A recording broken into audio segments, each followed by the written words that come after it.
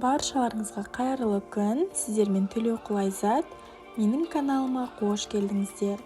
Бүгін сіздермен кокос пен сүзбе қосылған баунти деп аталатын өте ерекше бәліштің рецептісімен бөлісетін боламын.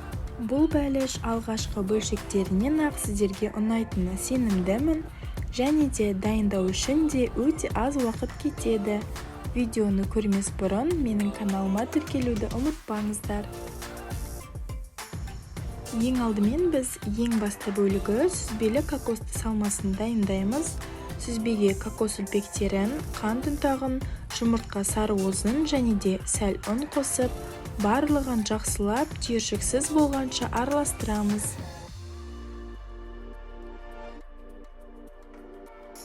Кейін видеода көрсетілгендей қолымызбен осындай орташа дөңгелектер дайындаймыз. Оларды пергамент қағазы төселген формаға араларын ашып отырып орналастырамыз. Менде барлығы 8 дөңгелекше шықты, ал форма диаметрі 22 см.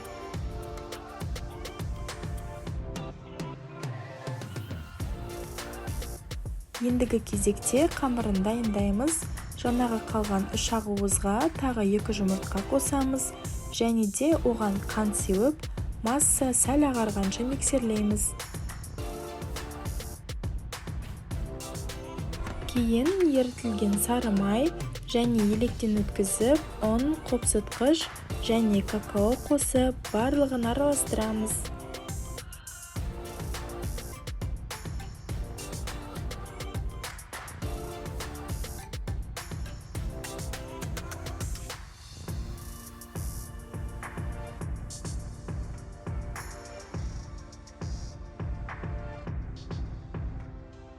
Бізде дәл осындай сұйық қамыр шығады.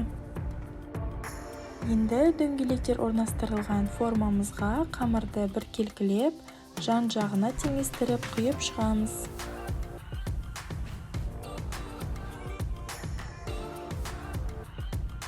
Бәлішті 180 градуста қызып тұрған пеште шамамен 40-50 минут пісіреміз. Толықтай піскендігін дәл осындай ағаш таяқшамен тексерсеңіздер болады, ол құрғақ болып шығуы тиіс. Әсемдеу үшін мен шоколад пен сары майды ерітіп жағып, және үстіне кокос үлпектерін септім.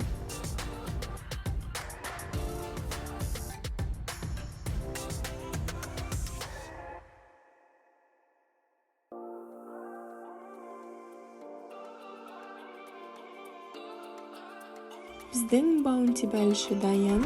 Ол шынымен өте ерекше, дәмді, ал ортасындағы дөңгелектер дәл баунти шоколадына ұқсас болып шығады. Күнделікті бәліштерден жалығып, өзіңізге бір жаңашылдық ашқыңыз келсе, дәл осы бәлішті дайындауға кеңес беремін. Менің жақындарымның барлығына ұнады, сіздерге де ұнары сөзсіз. Сіздерге видео ұнады деген үміттемін. Әлі алда өте көп рецепттер болады. Оларды жіберіп алмас үшін менің каналыма тіркеліп, лүпіл басып, комментарий қалдыруды ұмытпаңыздар. Сіздермен болған Төлеуқұл Айзат. Баршаңызға сәттілік.